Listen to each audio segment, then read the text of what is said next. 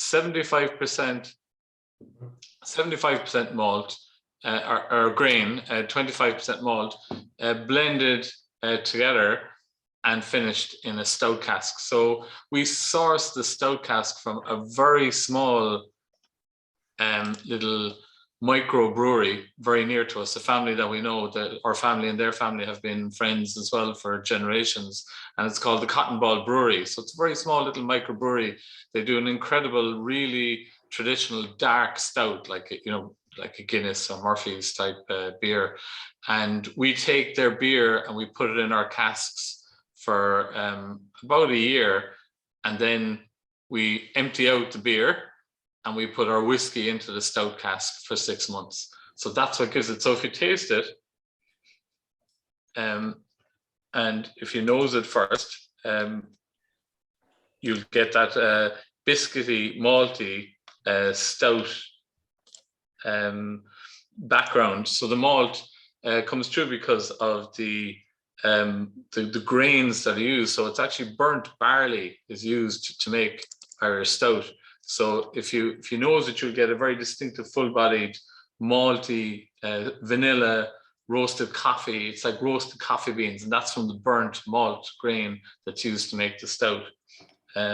So if you taste it, you get a sweet, and again, that chewy kind of biscuity. I don't know if anyone gets that malty biscuit taste. And again, that's from the stout, and the sweetness is coming from that vanilla sweetness is coming from the bourbon cask that was originally used to mature the grain and the malt whiskey before it was finished in the stout cask. And again, on the back of your tongue, you get that long, smooth, creamy finish with a little bit of a coffee kind of an overtone. So it's a special one for me because the date on it is 1640, which was the date that our family set up our original family pub in West Cork in Ireland. So back in 1640, two Hyde brothers, they were very famous for being really strong men. And one was a blacksmith, and he set up a forge, and the other was a publican, and he set up a pub in 1640 at Tinker's Cross. So that's been our family home for over 10 generations. I'm the 11th generation. I'm the first generation not to be actually born in the home. I'm going to show you a couple of pictures of it there. Hopefully you get to see it. So I'm the first generation not to be born in Tinker's Cross. So this is Tinker's Cross, our family pub where we came out of in 1640. And that's the date on the bottle, 1640.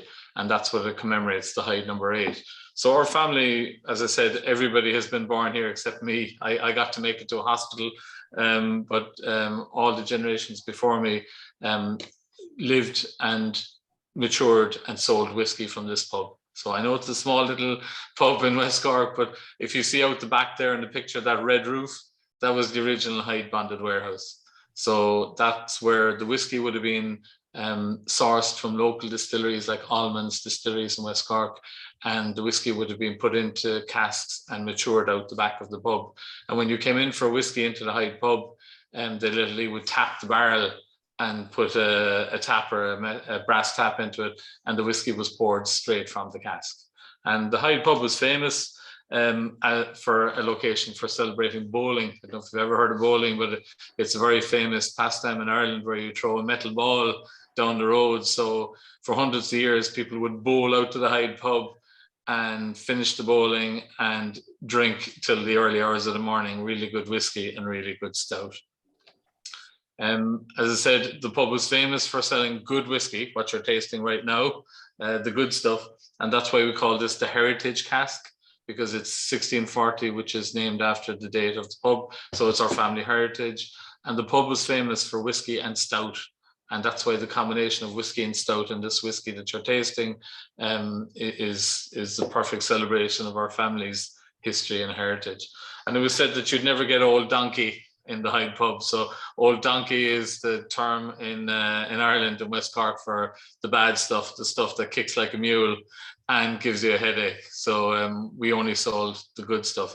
So as I said, the whiskey would have been tapped directly from the casks. So the casks were aged out the back of the pub, and this happened for 10 generations. And I suppose back in 2000 and about 12, myself and my brother decided we were going to relaunch the family name and reputation for good quality whiskey, which we had around West Cork, by maturing and aging whiskey in our casks once again in a bonded warehouse.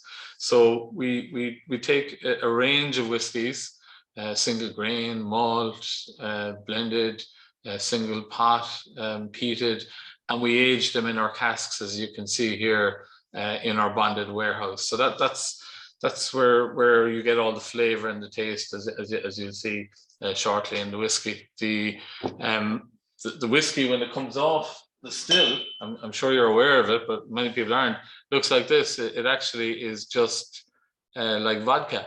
So when whiskey comes off the still, it's pure white, clear liquid, and it's only with the maturation in the cask over the many years that you get the incredible color and taste and flavor that we're tasting right here in the whiskey this morning.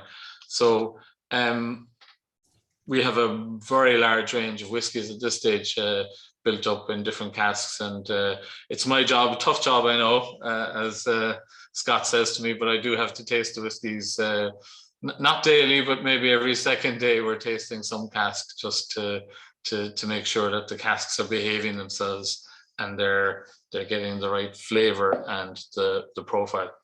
So that's whiskey number 8, which is the 1640 heritage cask, or a special blend of malt and grain in a stout cask. So if we move on to the next whiskey, and we move on to the HYDE number 6, I think, isn't it? Number 3. Number 3, sorry. Okay. I got confused because I have to do the 3 out of a mini this morning because we drank all the rest of it. So the HYDE number 3 was our third expression that we launched back in around 2016, and it's become quite famous now around the world as a classic single grain. So the HYDE number 3 is made from pure malted maize or corn. So it's triple distilled again, non-chill filtered, but a very pure, simple whiskey in that it's not blended, it's not malt, it's not any other grain, there's no oats or anything else in the fermentation. It's just corn or maize that's fermented and triple distilled and aged in a bourbon cask. So it's just bourbon cask matured. So if you nose it, you straight away you get the sweetness from the bourbon cask, that vanilla, caramel. You know, this is a slightly higher alcohol content than the last one. It's 46%. The reason we have the higher alcohol content in our whiskies is we don't chill filter. So we have to have a higher alcohol content to stop the whiskey going cloudy, because we don't filter out all those good fatty acids that you get from the grain, like a lot of other whiskeys. So we have a higher alcohol content so that we can leave the good stuff in the whiskey. We don't filter it. It's just straight from the cask into the bottle. So that sweetness. So if you taste it,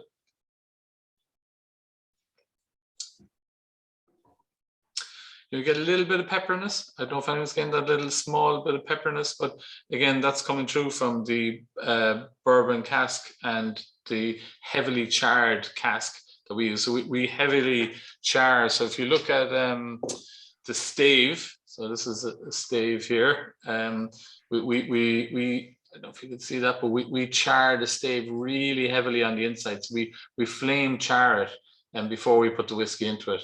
So the stave is obviously the oak wood that the whiskey is matured in, and that's what's often sometimes gives it that sort of pepperiness. But again, I think you'll agree, very smooth. This is a 9-year-old matured single grain. So it's single grain in a bourbon cask for 9 years. So again, some people would say you get some kind of dried fruits and maybe apricot, but overall, when you drink it, I think you get that lovely, what you expect from an Irish whiskey. Mellow, smooth, gentle, buttery, long, soft finish on your tongue. So that's the single grain HYDE number 3, which is, we call it the Áras cask, which is after Áras an Uachtaráin, the President's House in Ireland, and it's got 1916 as the date on this particular one to commemorate the revolution in Ireland, when we rose up and fought against the English before we got our independence in 1922, which we'll be tasting later. But many of the dates on the bottles of the Irish whiskey, we're very proud nationalists as a family in Ireland. My family fought in the revolution and well recognized as such. So my great grandfather ended up in jail for a few years in an English jail in England before he was finally left go, but he was over there for fighting in 1916 in the revolution. So again, this is a very special whiskey for us, because it's one of our earliest whiskies, but again, it celebrates the heritage and the history of Ireland and of our family, again, who fought in the revolution. Connor, sorry, yeah. can I just while we're enjoying that whiskey, because I must say this whiskey still remains with me, even though it was in the first of the releases. Still, to me, it just represents everything that I love about Irish whiskey and about the HYDE brand. You know, it just stands the test of time. It's the sort of whiskey that when people say to me, "Oh, well, what's this whiskey all about?" I think that, you know, people love to conjure up images of Irish hospitality and you know, good times in a pub, everybody sitting around enjoying time together. You know, some music playing in the background, pints of stout or Guinness, and this whiskey. And that's what I say. If you want to have an image in your mind of what this whiskey is all about, that's what this whiskey has always been for me. It's just this beautiful, uncomplicated, but simply wonderfully enjoyable whiskey. That's good for both entrance to the whiskey drinking, but also to seasoned whiskey drinkers, who I often have say to me, we love this whiskey because it's just so easy to sit down with and enjoy. And rather than talk about the whiskey, we can talk with each other and just enjoy the whiskey. But I wonder if you might just explain to people, because you're kind of HYDE. Is the brand name HYDE? Yeah, so the brand name is HYDE after our HYDE pub. So you'll see my name on every bottle, because I'm like, people often say I'm like the man from Del Monte. I do taste all the whiskies, and I do make sure that the whiskies are just right before I'll agree to put them in the bottle and sign them off. So the name is HYDE because that's me, I'm Conor Hyde, and that's our family name and heritage. So the HYDE pub, as you saw earlier, was very famous for the Hydes selling good whiskey, and that's why we were happy to put our name. You know, when we were relaunching the family name in 2014, you know, we looked at other names, you know, West Cork whiskey or this name and that name, but we said no, we'd call it after who we are, and you know, we're proud to put our name on it, because every bottle, I'm very, very proud to have my name on it to say that it's up to a certain standard. So it's called after our family and the 11 generations that went before me, who matured and sold good whiskey. So we've been doing whiskey maturation for 11 generations since 1640,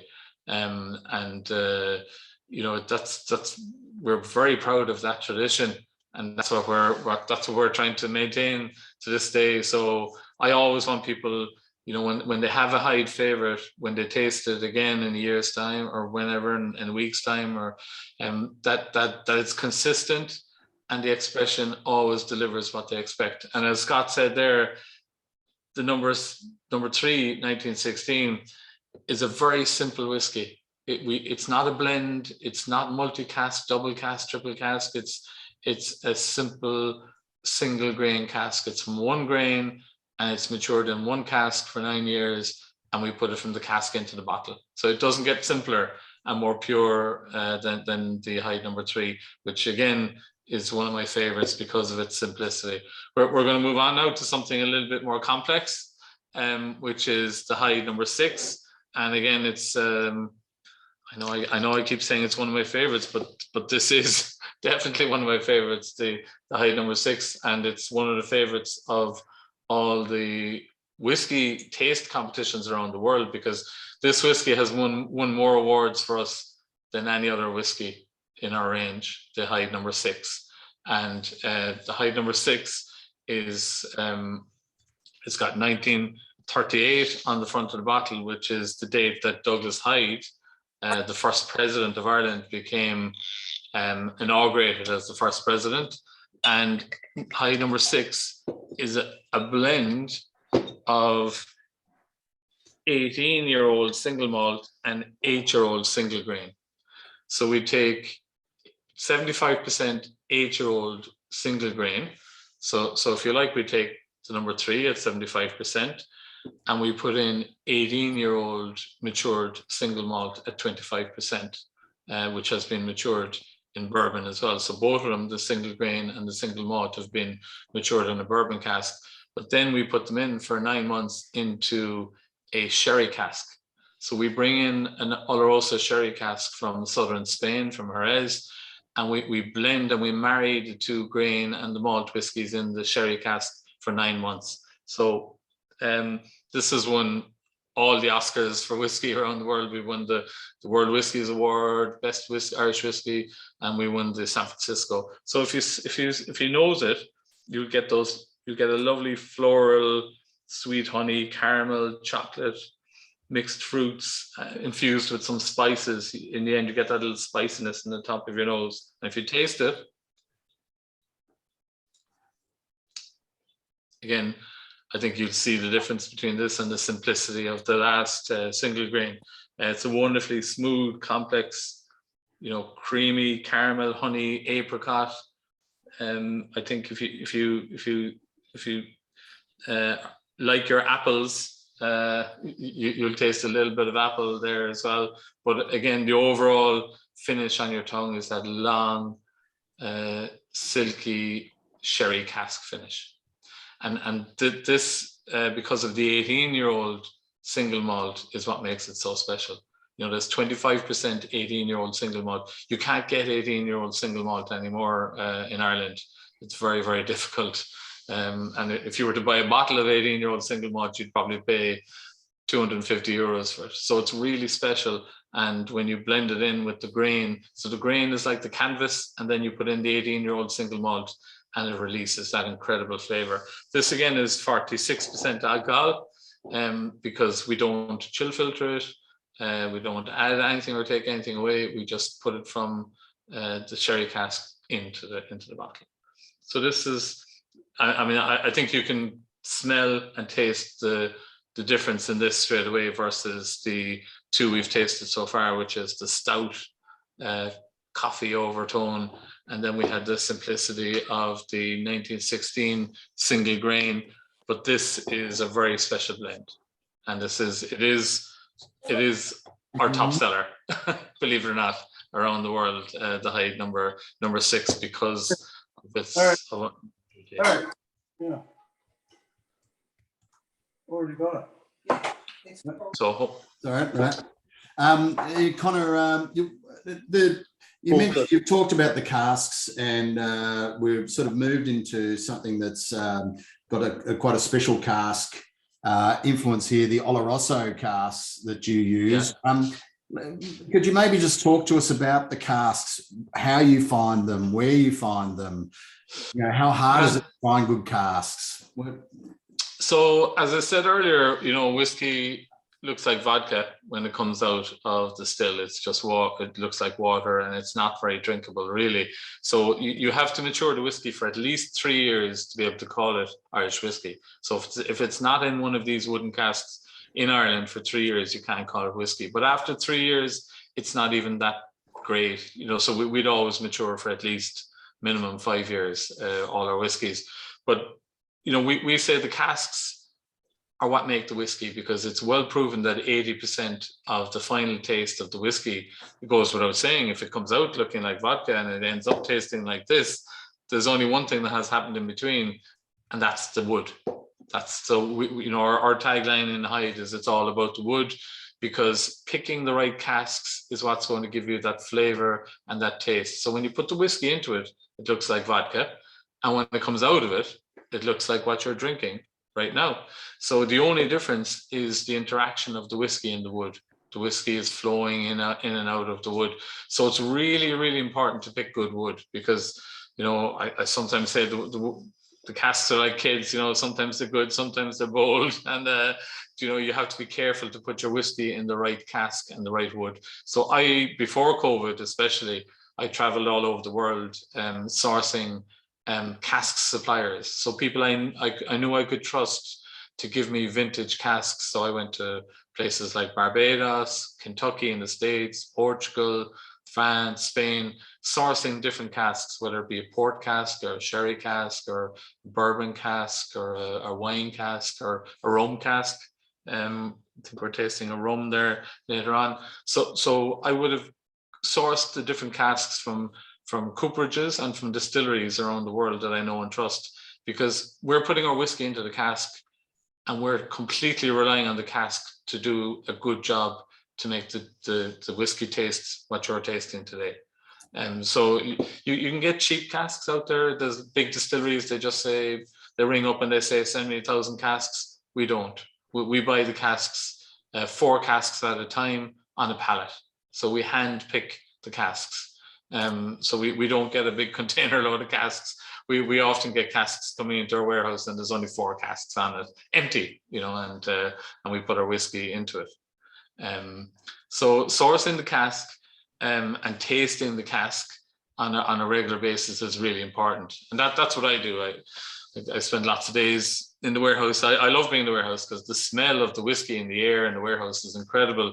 There's this thing called the angel share where you get evaporation out of the wooden cask at 2% every year, and that's in the air. So as soon as you open the door and walk into a warehouse, if you've ever been in a whiskey warehouse, you get this incredible aroma hitting you in the face. And I think it's in my DNA because I absolutely love it. There's no smell like it in the world when you walk into a whiskey warehouse. So you have to taste the whiskey continually, which is what I do, as you can see in some of the pictures here, because 80% of the taste is coming from the wood. So it's important, obviously, to pick really good grain and to have a really good fermentation and mash tun. But what's more important, and everybody in the industry knows this, is that you mature it in the right cask, in the right wood. Because without the wood, you don't have whiskey. If we ever run out of oak trees or wood, we're not going to have any whiskey. So that's going to be the first casualty if there's no wood left. Because without the wood, you can't make whiskey. So when the whiskey is just right and when it's perfect for tasting and for filling, we decant it, as you can see here. We call it disgorging it into a vat, and we put it through a gauze to make sure none of that carbon filter flame char comes out into the bottle, and we just fill it in the bottle. That's it. Very simple. So you can see how important the cask is. So we're going to move on now to number 4. Connor. Yeah. You were talking about before about toasting the oak, and then you said about you got this lovely peppery. Is that generally what you get? Do you generally get spices from toasting the oak? Yeah, so the oak acts like so because it's burnt wood, you're going to get that little pepperiness. It mimics the peppery taste, but what it is really is a carbon filter. So when you burn the inside of the cask and you get what we call an alligator char, as you can see on this here, very heavy char, it actually, when the whiskey flows in and out of the wood, this acts like a carbon filter, taking any of the peaky notes out of it. But actually, that burnt carbon, as it obviously is going to have an effect on the taste as well. And what you find is you get a little bit of hotness, because of the burnt carbon. And often the heavier the burn of the carbon, and we go for a very heavy alligator char, you are going to get that. It mimics a pepperiness. People call it pepperiness, but it's actually the burnt carbon char. Okay. And that's it's not pepper, but it's it's burnt wood. That's what you're getting, because literally to get this black flame char on the inside of it, you hear flame char, it's literally a fire that's put to the wood. So the wood is put on fire, sometimes with a blowtorch and sometimes with coals, but it literally is burning the inside of the wood, putting it on fire for a couple of minutes, so as that the entire inside of the cask is completely burnt, and it's got all this cracking on it, and that's why it's called alligator char, because the wood is so cracked. But it's done for a purpose to filter out any of the nasty, peaky taste profile in the original vodka-like whiskey that came off the still. So it takes out the bad taste, flavor notes, and it only leaves in the good ones. It's like a carbon filter. And how long does that last for? Do you have to do it every time you refill the cask, or can you use it 2 or 3 times? We do it each time. And you know, if we're, let's say, with the stout cask, we only use the casks twice.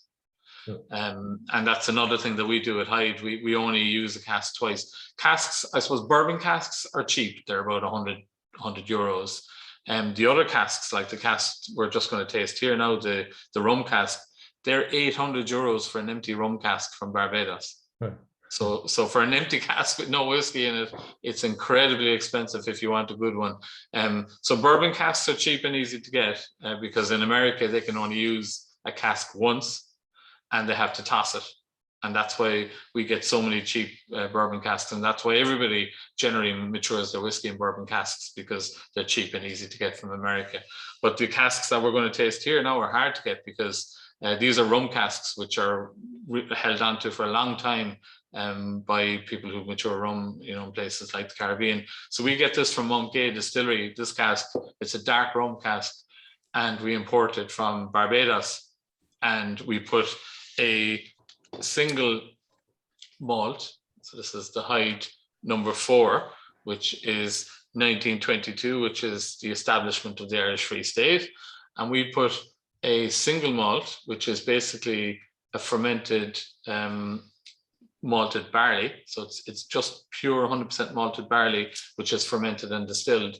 And we put it into a rum cask to finish it for 6 months. So it's matured for over 6 years in a bourbon cask originally, and then we put it for 6 months into the rum cask from Barbados. So that's why this is, hopefully you'll taste completely different again. So this is the HYDE number 6, or sorry, the HYDE number 4, which is the rum cask finished single malt.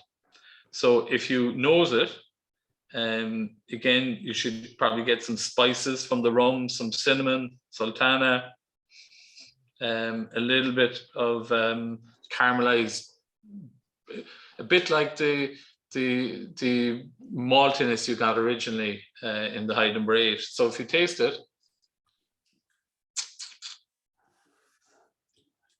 you get, I think you can taste straight away that rum spiciness, again, that comes from the dark rum cask. I think you definitely get a little bit of chocolate, sultanas, toffee, and the vanilla. So this is a mixture of, I suppose, the original bourbon cask, which is going to give you that sweetness and that caramel and that vanilla for quite a few years. But then you get the spiciness. I don't know if you can taste that spiciness in the middle of your tongue. It's more of a peakiness than, so the number 6 that we tasted earlier, the sherry cask, was a long, smooth, mellow, buttery finish. This is spicier. This is maybe a whiskey you drink earlier in the evening. You know, that you want something that's got a little bit of, you know, a kick to it, a little bit of pizzazz. But the number 6 would be maybe at the end of the evening when you're relaxing. But this is, and this whiskey is actually particularly favored by some of our female fans of HYDE whiskey, believe it or not. They love that spiciness and that rum flavor and overtone that it gives, that little kind of kick that it gives. And you know, we're very proud of this whiskey as well. It's won many awards because, again, of the quality of the rum cask. So dark rum cask from Barbados, Hi, Connor. Connor, sorry, I remember, the HYDE #2 was a rum cask, the 10-year-old single malt finished in a dark rum cask. That became a bit of a legendary whiskey here in Australia because it was here for a short time, but the bar community got talking about it, and it reached some sort of legendary status, especially because you couldn't get it anymore as well. But I mean, look, the HYDE #4 has been a fabulous follow-up to the HYDE #2. But the rum casks, I know. Can you just maybe talk us, because you were doing a rum cask finish, dark rum cask finish, when I don't think there was much of that being done in Ireland at the time, was there? Yeah, no, we were. I think we were the second to ever do Irish whiskey in a rum cask, so it was pretty pioneering. And our first two launches were 10-year-old sherry cask and rum cask. And sherry, I suppose, is more common, but rum was very, very unusual. We were one of the first to start aging Irish whiskey in rum. There's many doing it now since. But the reason why we don't have the 10-year-old anymore is because we can't get it, because I suppose what happened is Irish whiskey took off like a rocket. I mean, Irish whiskey is now selling 13 million cases a year worldwide. It's still the fastest growing whiskey in the world as a segment. And we just can't get the 10-year-old right now. We are going relaunching the 10-year-old next year, finally. So it's coming back to HYDE #1 and #2. We still have the labels, and we're going relaunching it because it took that long for the whiskey stocks in our warehouse to catch up to be 10 years old. But it as #1, #2 made us quite famous as a brand originally, and won so many awards. So the HYDE #4, I suppose, was a replacement for the 10-year-old. It's a very similar flavor profile. If you tasted the HYDE #2 original, it's still a single malt in a rum cask. It's just not 10 years old. And that's the issue, really, is the old mature stocks in Ireland aren't there.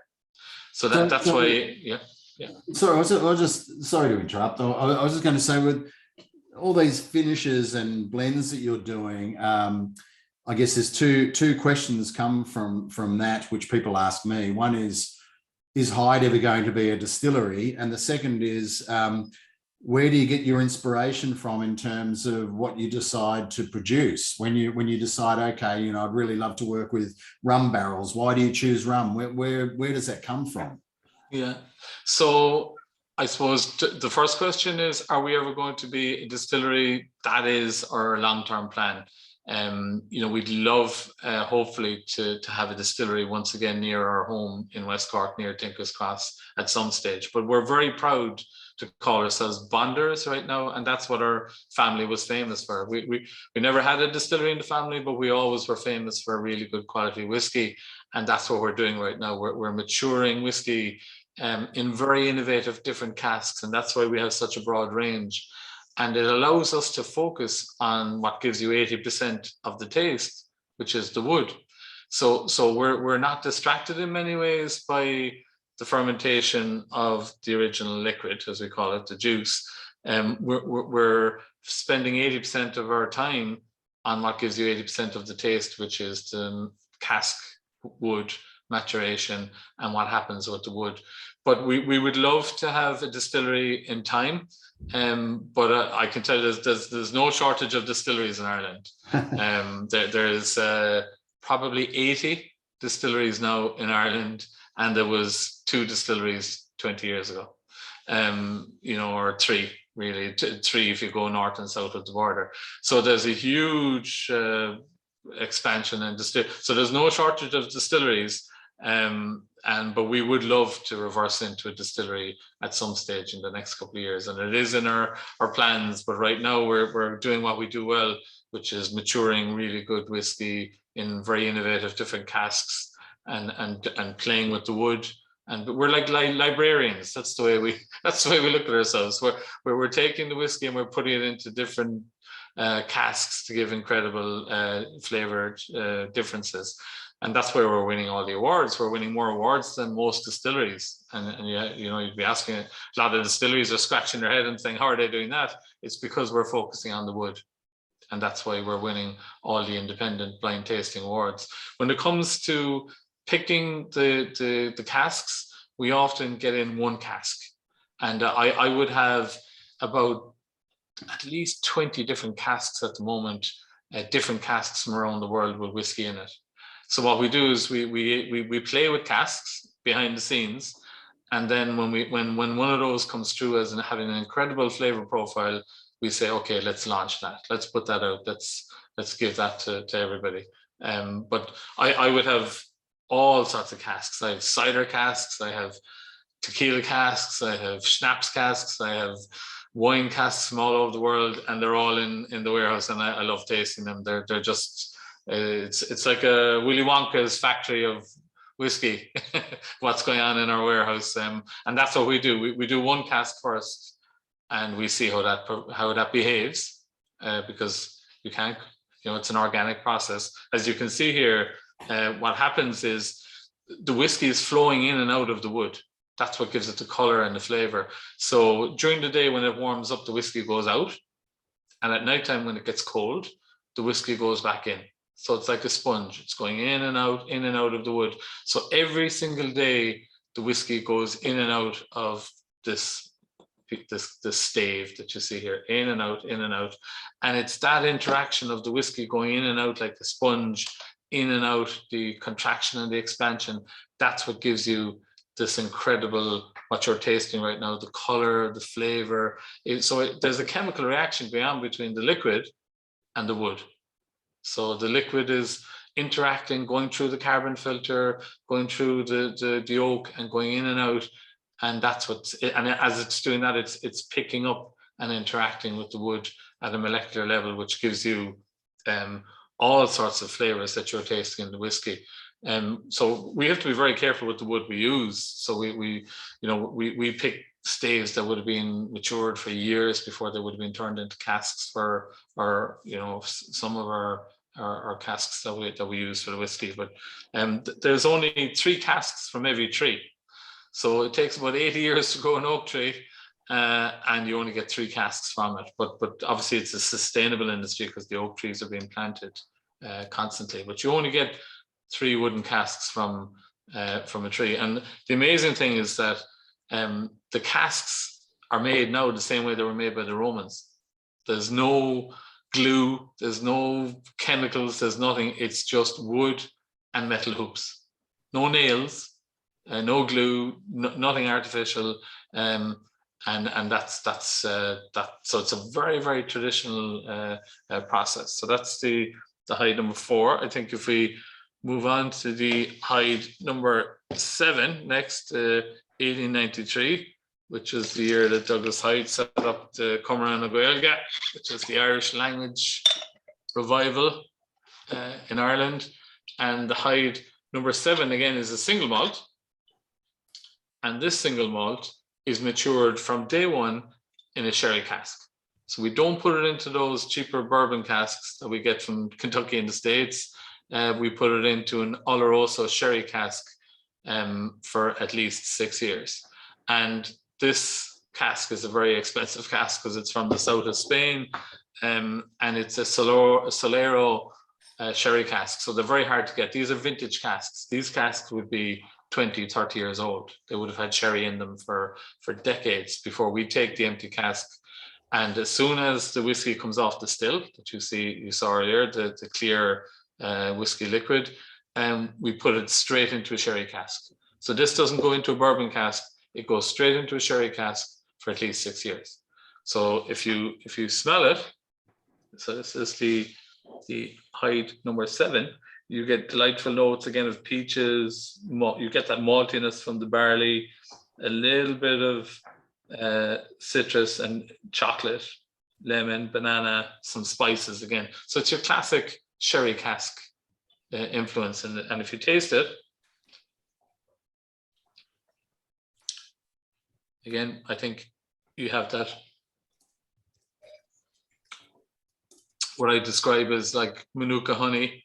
It's a bit heavier, a bit chewier, a bit gloopier. It's a bit, it's mellow, plum, malt, buttery, silky texture, a bit like the number 6 we tasted earlier with the sherry influence. So sherry influence is loved all over the world for its smooth, long, gentle. And again, the finish on this is, you know, a little bit spicy, oaky, rich, long, buttery finish again. So the classic sherry finish is the long, gentle, smooth finish, which Irish whiskey is famous for.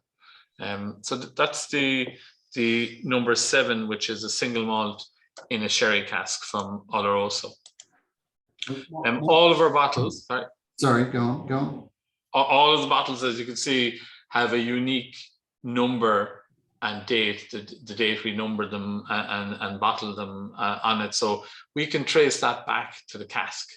So that's why we go to the effort of having this traceability and the batch code and the date code. So every single bottle of HYDE from day one, this has always been our policy, is to have full traceability back to the cask.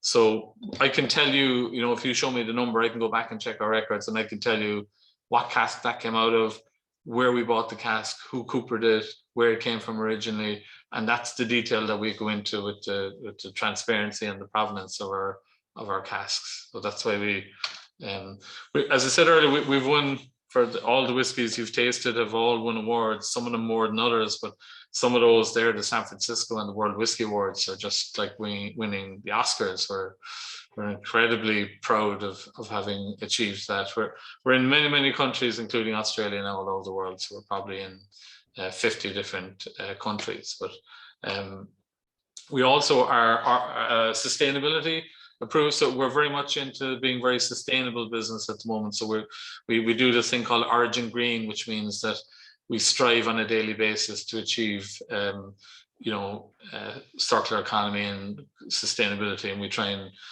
be as eco-friendly as we can as a company. I like to think that, you know, after 11 generations and us being in 50 different countries at this stage, everywhere from Melbourne to you name it, all over the world, that are my forefathers who have grown up in West Cork and Tinkerscross would be very proud of the fact that you can now find our family whiskey all over the world in so many different countries. So it's something we're very proud of as a family. And my dad, who only passed away last year, used to ask me every single day, how's HYDE Irish Whiskey doing? Where can you find it now? And you know, there's a very proud family behind this brand, I can tell you. And I only put my name in it, and our family name is only on every bottle because I know it's going to taste good. You know, so Connor, just a question that often gets asked is, what is Irish whiskey? You know, why is it triple distilled? Is all Irish whiskey triple distilled? You know, what's your answer to those questions? So Irish whiskey is not all triple distilled.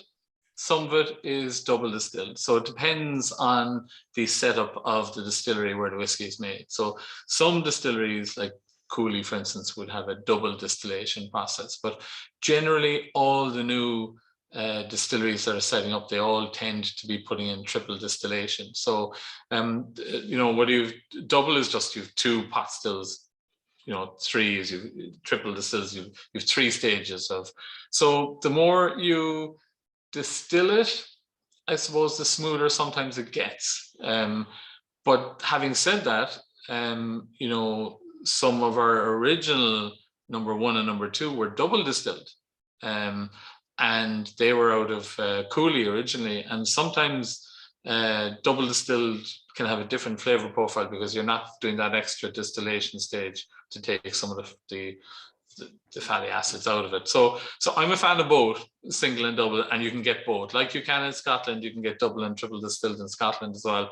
But Ireland is most famous for triple distilled, I suppose, because of Jameson. And Jameson is still the market leader in Irish whiskey around the world. They're probably 8 out of every 10 bottles sold around the world is Jameson to this day. You know, so and I suppose they set the bar as Irish whiskey being triple distilled, and everybody thinks it's all triple distilled, but there are double distilled whiskies out of Ireland. So And, that's what about a pot still? Have you? yeah. So we've just launched a pot still. So what we've tasted so far today are grains and malts, which are basically made from fermented barley or from fermented maize or corn. But pot still is a very traditional whiskey to Ireland in that it's a mixture of malted and unmalted barley and some porridge thrown in as well. Some porridge oats thrown in, if you like. So it's a mixture of barley, maize, and oats, porridge oats, basically. And it's very unique to Ireland. It's called pot still. And it's because of the mixture of the malted and unmalted. It came originally because there was a tax put on by the English on Irish whiskey for malted grains. So the Irish decided we'll use 50% unmalted to get around the tax. And that's how our Irish malted or pot still originally came to fruition. So it's a very Irish type of a whiskey, probably famous by again, Jameson with their green spots and yellow spots, and most famously the Redbreast is a pot still. So we've just launched the pot still only 2 weeks ago, HYDE number 14. We're not tasting it today, but it's a pot still, and it's matured originally in a bourbon cask, and we finish it then in a sherry cask because we love that mellow, long finish. So that's what the pot still is. It's a mixture of malted and unmalted grains in the fermentation mash tun before you ferment it. So the last one we're going to taste there today is the HYDE cask strength. So we leave this for last for a reason, because it's 59%. So be careful with this one, guys. If before you taste it, you might like to get a little bit of water. Sometimes I like to add a few drops of water to open it up, because the 59% is straight from the cask. So this is single grain. So this is, we tasted the HYDE number 3 earlier, which is single grain in a bourbon cask. This, if you like, is HYDE number 3, which hasn't been standardized down to 46. This is 59% straight from the cask. So it's not for the faint-hearted. And I suppose I wouldn't want my wife to catch me drinking cask strength whiskey at 9 o'clock in the morning, but it's a grain. It's actually really become popular in the last 2 years, I've noticed. Cask strength, there's cask strength clubs now all over Europe, and people are really getting into this type of whiskey because it's straight from the cask, not standardized. It's straight. That's why we have a different label. You notice there's a different label on this versus the others, because we wanted to stand out as being completely different from the other 43-46% non-chill filtered. Again, it's triple distilled, 8 years old, non-chill filtered, 59% alcohol. So if you nose it, so this is like dipping it straight from the cask, because that's what you're tasting here. You're tasting whiskey straight from the bourbon cask. So it's a high strength, very robust. Again, I think you get a little bit of that sweet, clove, bourbon, again, influence on the nose. And if you drink it, I'm just going to add 2 drops of water here, because I like to open it up. I think sometimes if you add just a couple of drops of water, it just opens up the flavors more.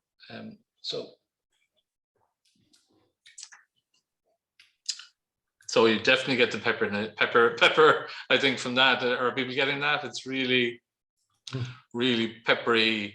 It's got a bit of a bite in the middle of your tongue, that's spicy pepper. But again, you're getting that classic bourbon cask, vanilla, caramel, honey, dried fruits. You're getting that classic bourbon maturation effect. But again, it's for 59%, it doesn't taste as harsh as you think it might. I think it is still lovely and smooth. Again, this is one that I would have after a big meal, or late in the evening, or in front of a fire in the winter. This is my go-to on a Friday night after a long hard week. Or for breakfast. Or for breakfast. 5 to 9 on a Wednesday morning in Ireland. So this is going to set me up for the day. It certainly will. Oh dear. So I think you know, it speaks for itself. There's not too many cask strength whiskies out there out of Ireland, because I suppose they're very unusual because of the strength of the alcohol. But I suppose you know, most distilleries prefer to water down their whiskey or titrate it down to 40 to 43 to 46% to obviously get more value for the liquid that they've spent many years aging. So it's so it is actually great value as well as a whiskey, because it is the pure whiskey straight from the cask, the bourbon cask, into the bottle. Not chill filtered, nothing added, nothing taken away. This is the same as if you poured it from the cask in our warehouse.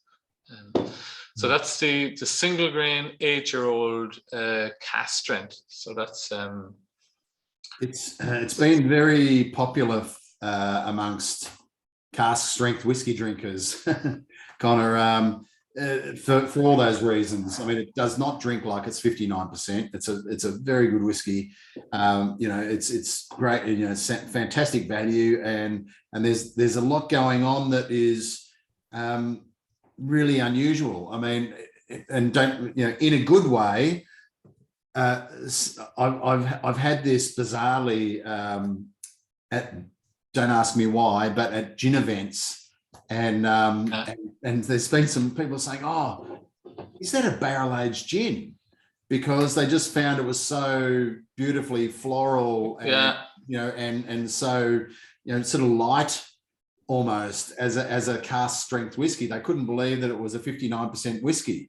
And so, but all of that commentary was about it in a good way, you know, and it's just real. People have been really drawn to it for that. It's quite unique, and it's really just sort of set itself apart.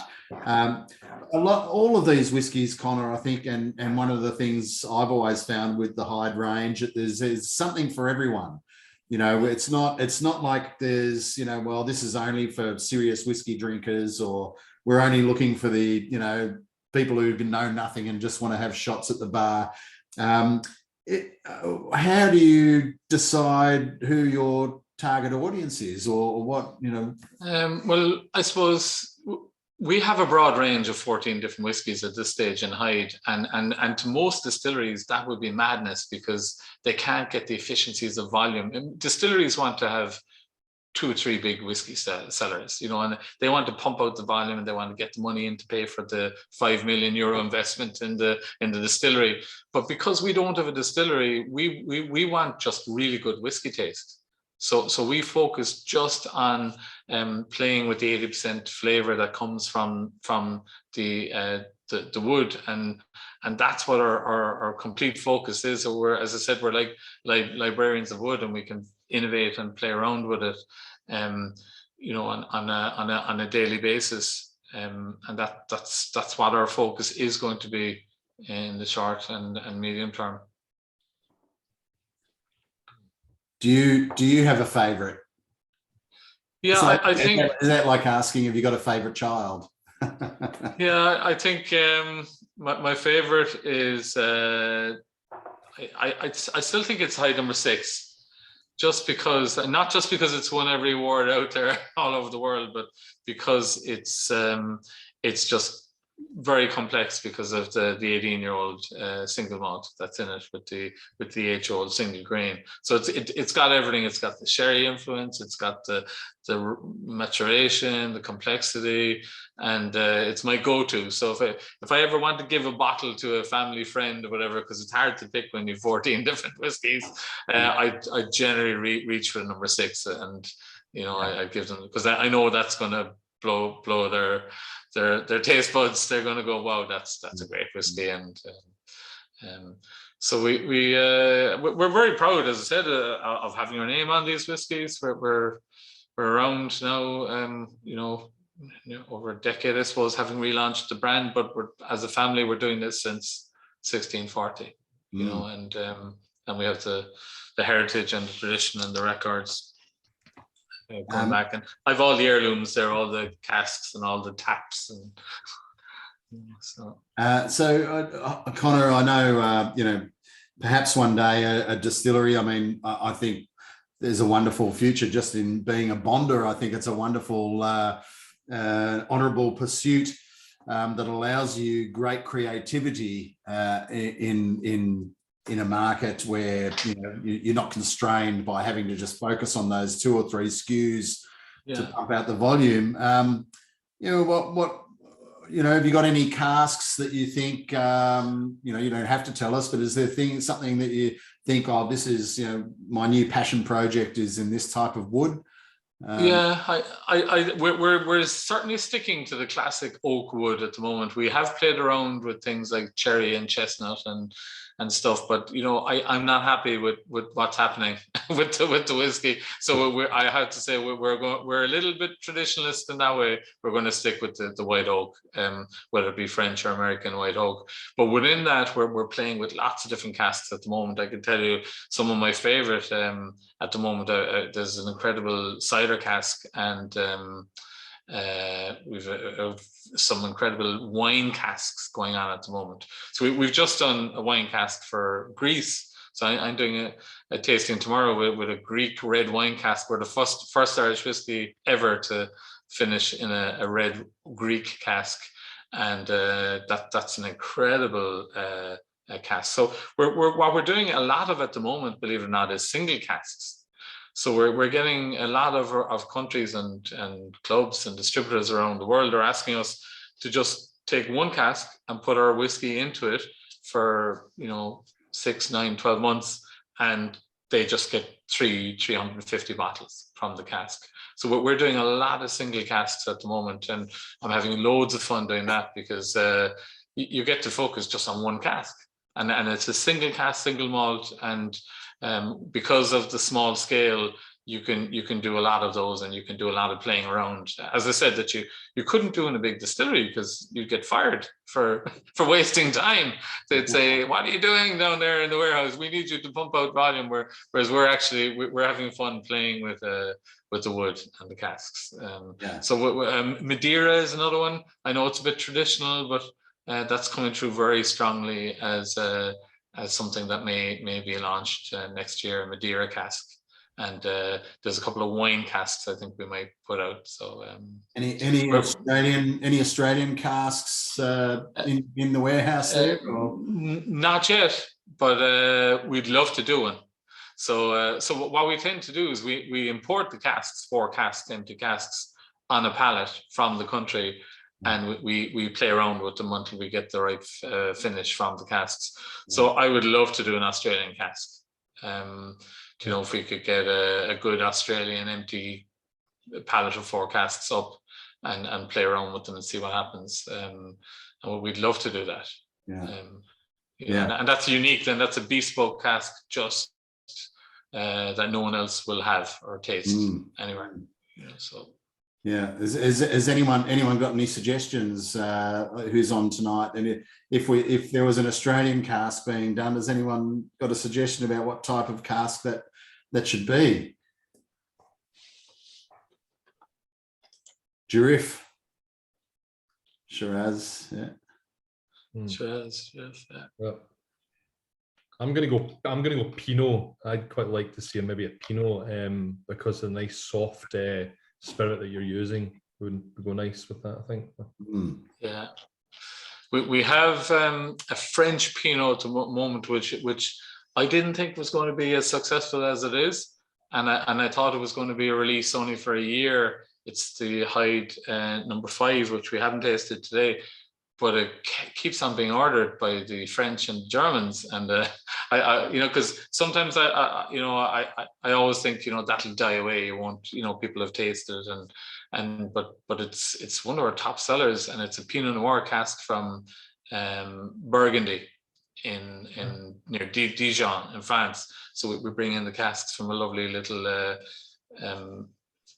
vineyard in near Dijon, France. And it's an incredible. So I don't know if you have number 5 there in Australia. Scott might have it. So it's that'll give you an idea of what a Pinot will do to it.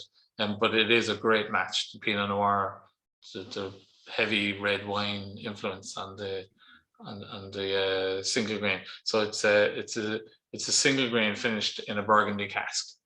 Mm. So I'd love to do an Australian Pinot. Yeah. Send it up, Scott, and we'll. Yeah, well, we've got a winery called Levantine here, and they've rated some of the wines out of there as some of the best outside of France. Some of the Pinot and the Chardonnay. So and they've been looking at selling their casks off to a distillery overseas. So they might be interested. Yeah, it would be a nice one to look at, because they're very well spoken of. That's for sure. So. Brilliant. I'd love to do that. So it's as easy to send 4 casks as one, because you get 4 of them on a pallet. Right. So we'd love to get up. And wine casks aren't too expensive. Normally you'll get them for about 150 euros, you know, because they're so plentiful. If it's Australia, it'll be 4 times the price. Yeah, and then there's shipping, where you know, it could take about a year to get to you. Yeah, unfortunately. Yeah, the slow boat. Yeah. Oh, yeah. But that's what we love to do. I suppose that's what we're becoming quite famous for now in many countries, as well as our single malt, single casks, because we're prepared to play and innovate and spend time with the wood that the bigger guys can't do. Yeah, that's interesting. Some people are saying here, and one thing, you know, I guess Australia is known for is its rum, is Bundaberg rum. It's everywhere, and recently Bundaberg rum won the award for like the best rum in Australia with one of the single cask rums they brought out. So it's interesting that it would be interesting to use a Bundaberg rum cask, because it's not from the Caribbean. It's, you know, but it's something more, I guess, traditional that a lot of people would know. But, you know, it'd be quite interesting. Well, we're happy to try anything. As I said, I have a big library in the warehouse of different casks that are maturing away, and you know, we're very happy to, as I said, to innovate and do that, because that's what we're about. We're all about the wood management, and our tagline is "It's all about the wood." So, and that's what bonding allows us to do. You know, you see the picture there behind me of the warehouse. That's what we are. We're wood cask librarians. We're curators of casks. How many casks have you got in the bonded warehouse at the moment then? What would you? That's a good question. It's thousands, and at different ages and different types of whiskey. So we have single grain, single malt, pot still. We do a peated whiskey now as well. So we have all the various whiskies at different ages in different casks. So it is like a library, but it is thousands of casks. It's not cheap, and it's not for the faint-hearted, I can tell you that, because it takes so long to mature whiskey. As I said, you know, it's just like vodka at the start, and you have to constantly watch and taste and make sure there's nothing going wrong, and you get a lot of leakers, we call them, believe it or not, as well. The wood can just spring a leak. So every day the first thing we do is we go around with a torch and we check all the pallets. The whiskey is stacked, as you can see behind me, on pallets, because you know, and then you have to go to revenue and say, well, we had a cask that leaked, you know, and you have to prove it to them because of the bonding and the so we have to, you know, it's a very there's not, it's a very quiet place. There's not a lot going on. It's you know, it's filling and disgorging and watching and waiting. It's the long wait, as we call it, the long slumber. They tend to call the tasting part, do they not, when it's still in the barrel? They call that the angel share. But I mean, really, it's the tasting. Tasting, yeah. The whiskey teeth, we use a thing called a whiskey teeth. It's a long kind of plunger you put down to the bottom, mix it up, and get a good taste. But that smell, as I said, you get in the air is the evaporation. You know, I talked earlier about the whiskey going in and out of the wood. Well, when it goes out of the wood during the day, when it's hot, because it's drawn out with the heat, the whiskey is touching the outside of the cask, and it's drawn out and it just goes into the air. So you lose anywhere between 2% and 5%, depending on the temperature and the time of the year. And you get a very unusual black mold growing in bonded warehouses that you get nowhere else in the world, because this mold only grows when there's alcohol in the air. And it's and you can't get rid of it. It's a black creeping black mold. That, but it's a beautiful smell, that angel share, and it's I love that smell. And going in, when you open the doors and go in, it's incredible. It's in my blood, in my DNA, I think. That's right, yeah. Is there any? I have to say this because I had to dig out something Irish because you were coming on, and I had this thing here, this hat, and I won this by drinking Guinness, and I didn't know what year it was. It's actually in 2006. Okay. I won it. Join the party 2006. Yeah. What Tomorrow. about Guinness casks? Have you used them? Or are you doing? No, I suppose the first one we tasted today, the HYDE number 8, is our version of a Guinness cask. It's a stout cask, so Guinness is a stout. So, but we wanted to use a stout from a local small craft microbrewery. You know, we could have gone to Guinness or Murphy's or Beamish and said, look, give me. But we wanted to keep it craft and to keep it local. And I know Owen Lynch is the owner of the other micro. They're a very small little micro. You can visit their microbrewery in Cork. You can taste their stout, and we often do tastings with the stout and the whiskey together. We pair them. A cotton ball Irish stout, it's called. So I suppose we picked the craft micro distillery or brewery to go with what we do. You know, we like to deal with other families who work at our level or small micro level, and you know, that's why we'll always be a small banded whiskey company. We don't want to be too big, because I think you lose something if you get too big. You know, there's not lots of levels in our company. It's me and the people around me, and we all work as a team. We're not, you know, so that's why we prefer to work with small local businesses like ourselves. Yeah, okay, yeah, it's good. It's a good thing to do, definitely. Yeah, that's our policy. So I hope you got a flavour and a feel for what we're about at HYDE Whisky today, and a bit about our heritage. We're doing this a long time as a family, and I think when you tasted all the different whiskies today, you hopefully understood the influence of what the wood does, because they all taste different, I think. And that's the only difference in many of the whiskies we tasted, is the wood. Nothing else is different.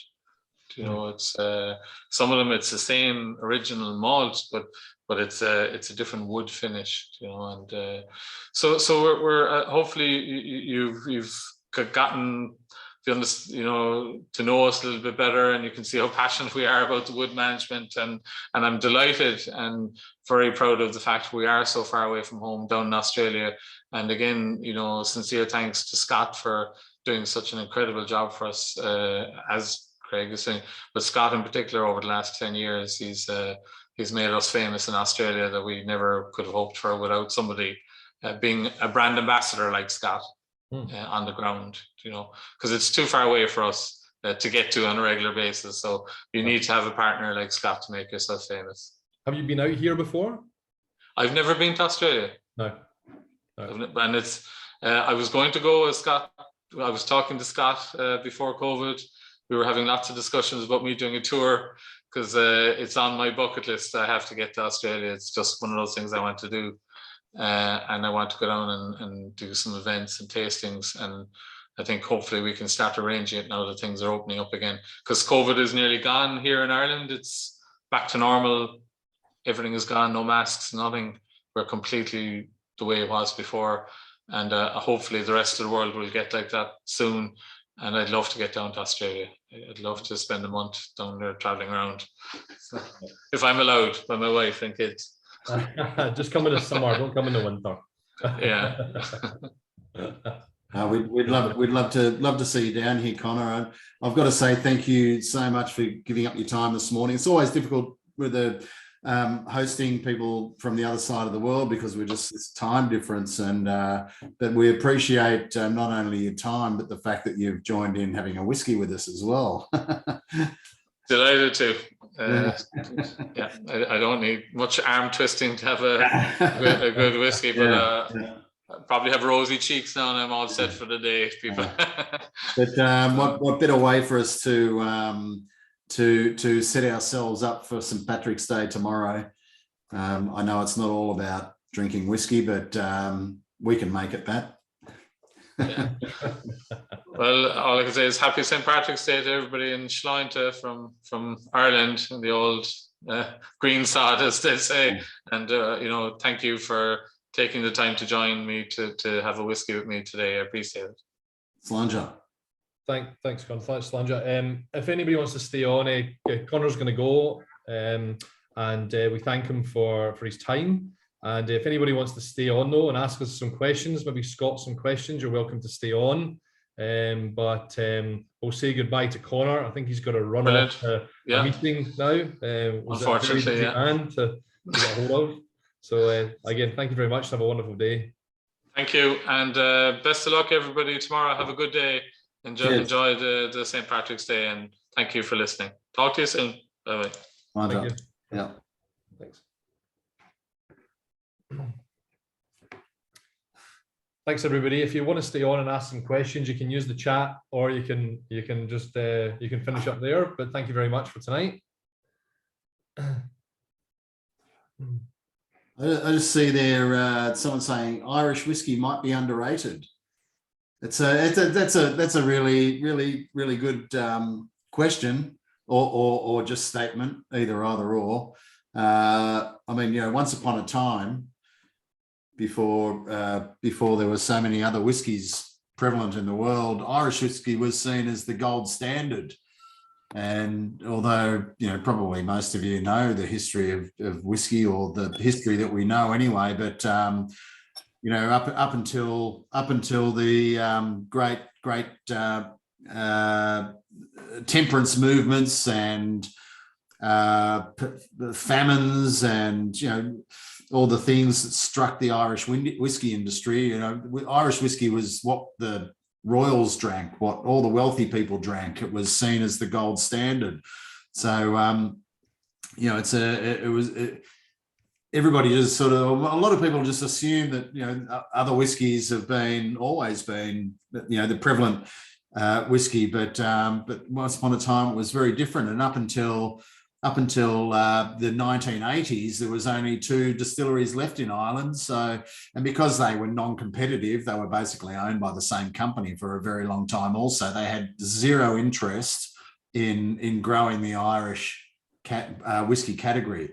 And it was only a gentleman by the name of John Teeling who bought an old government-owned potato distillery, industrial alcohol distillery, excuse me, and he sort of regrew the Irish whiskey industry from there. Excuse me. We obviously experience a lot of retail sales. Irish whiskey is an extremely small part, and I think it's because of what Connor was talking about there, was that there's not enough single cask and aged Irish whiskey yet. So people who are looking for age statement whiskey, which is quite a high percentage, and people who are looking for those single cask whiskies, there's not enough in the market to please everybody and to try and get them into Irish whiskey. So I think that's where Irish whiskey needs to go, to get more and more people into Irish whiskey. And because as a whiskey drinker, I feel Irish whiskey can tend to be quite soft on the palate, you know, etc. Whereas some of the whiskies today, I mean, actually, there was something quite interesting. I had one of these glasses. They're called Irish Tooth glasses. Yeah, you got one as well. There we go. Yeah, and what was it? I was drinking out of it now because I had 15 ml. I felt the whiskey was lost in it. Yeah, at 15 ml.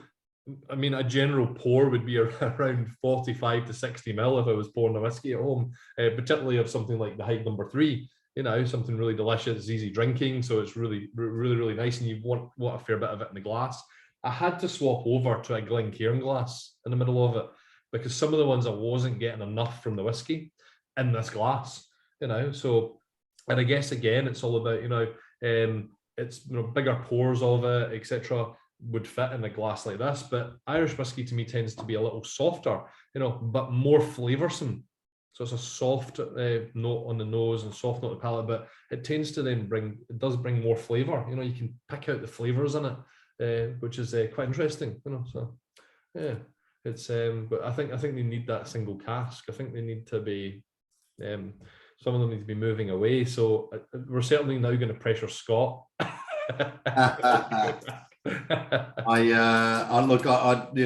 be great to send him over some Australian casks for them to play with. But yeah, look, I agree with you, Craig. I think one of the reasons that Irish whiskey still hasn't Irish whiskey has absolutely taken off in places like the US, where a third of the population draws some connection to Ireland through family or through name or whatever it might be. So they've got a very strong Irish diaspora and a very strong connection to Ireland. So Irish whiskey is huge in the US. And in places like France and Germany, these are huge markets for Irish whiskey. And somewhere like Australia, I think it just, for some reason, it just really hasn't taken off like it has in other parts of the world. But I think that as whiskey distilleries in Ireland, they mature, they've got more to offer. People like HYDE sort of, become more mature. I mean, you've got to remember that even HYDE are only sort of 6 years old or 6 or 7 years old still, which is very young in the whole scheme of things when you're talking about whiskey. I mean, one of the things I didn't ask Connor earlier, which perhaps was good that I didn't, was that they say that to get involved in a whiskey business, you've either got to be mad or rich or both. I was going to ask him what he was, but I'm not sure, but I think Ireland, they're certainly putting their money where their mouth is. And if you look at someone like Waterford, Mark Rainier of Brooklady fame, I mean, he's really supercharging that idea of Ireland as where there's some really interesting, innovative stuff going on. Watch this space. Look, one of the other things I try and explain to people as well is a lot of people think, oh, look at Japanese whiskey, and they're exploring it and everything else. Oh, but it's so expensive, but I love the flavor profile or the softness of it. And I often say to people, if you love that, you should look at Irish whiskey, because quite often you're getting the similar, similar flavor profiles and softness, but you get, the price points that you can access it at, it's just so much better. Excuse me. Yeah. So, and from my point of view, something like a Jameson's or a Bushmill was quite low priced. It's quite like it sits quite low priced on a retail market. So it's I think it tends to be that people think of Irish whiskey, they think of those brands, and then they think of that pricing. So when they see whiskey at $160, they think, hold on a minute, that's 160 and that one's down at $60. What's the story? Why am I buying this one instead of that one? So it's quite a different thing. You're all welcome to come off mute now as well if you want to ask a question. Easier handled in a smaller crowd, or you want to give any input into what we're discussing. The one thing I wanted to ask Connor actually was, what does St. Patrick's Day mean to him? I remember being in Scotland, and you heard of St. Patrick's Day, but nobody really celebrated it at all in Scotland. And it wasn't until I came to Australia that every year everybody would be celebrating St. Patrick's Day at the pub, and there would be everyone everywhere wearing green, and it was quite funny to see. It was actually bigger here and in America than it was in Scotland and England and Ireland. It was peculiar because St. Andrew's Day is the Scottish day, and we don't celebrate it at all. Yeah, it's I guess sometimes you wonder where does the tradition finish and the marketing start, or where does the marketing finish and the tradition start, sort of thing. What does St. Patrick's Day even mean? That's right. Yeah. Tends to be just drink.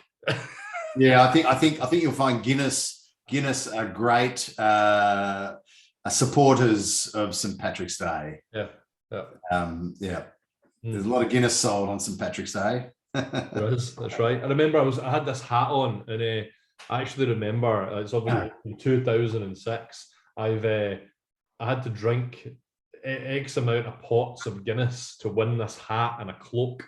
And I remember waking up the following morning, and I was at home in bed, and I was like, "How did I get here?" I couldn't remember, and I had managed to climb into a taxi, and I was in the back seat of the taxi lying down, and I managed to tell the taxi driver how to get home by lying in the back of a taxi. That's my place. And all I had on the floor was this and a cloak, a Guinness cloak.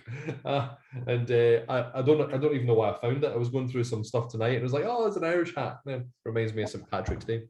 But I'm quite sure it's a day lots of us have done something quite extraordinary.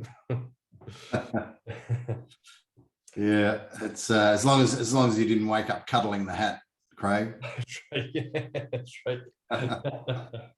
No, never done that. Yeah, in fact, I've not worn it since. I don't remember why I kept it. Yeah, but there used to be some good Irish and Scottish bars in Melbourne, I remember, but there's not as many now. So again, I wonder if that sort of Irish theme and Scottish theme thing has sort of disappeared, and it's just become more, I guess, sophisticated now, and it's like whiskey bars represent Scotland and Ireland now instead of themed Irish bars and themed Scottish bars. Yeah, it's interesting going to. I mean, there's not many Irish bars that I would consider would be good supporters of Irish whiskey, as in real supporters of Irish whiskey. I mean, one of them, Buck Mulligan's, is probably one. Whiskey and Almond have always traditionally had a good selection of Irish whiskey in the back bar. When I say good selection, not as in they've got all types of Jamisons. They've got they've got some obscure brands and styles which you might not see normally. But yeah, look, it's interesting. But yeah, I think watching the Irish whiskey industry from where it was 5 or 6 years ago, it's very similar, I guess, in a sense, to the Australian whiskey industry from where that was 5 or 6 years ago. So yeah, I think we'll see a lot more of the Irish whiskey industry popping up in the near future. Definitely. Yeah. Does anybody want to ask any more questions of me? I'd love to stay on, but unfortunately I've got a couple of young children which I need to go and, well, one of them refuses to sleep until I go and read them several lines from a page. No worries at all. Look, we'll finish up there. Thanks everybody for attending. And like I said, the code's HYDE10 if you want to get 10% off your whiskey till Sunday night. Have a wonderful St. Patrick's Day, and thanks again to Scott for tuning in. Thanks for hosting, Craig. Really appreciate it. And it was great to have everybody on board. And that was the first time Connor has ever done a tasting here in Australia. So probably should have mentioned that at the start. This was an exclusive. Good. Yeah. Well, thanks very much. And we'll hopefully see you all at the next tasting, which is in April, and it's the Pulteney tasting. So we'll be on to Pulteney next, which will be a great tasting. Thanks very much. Good night. Thank you. Cheers.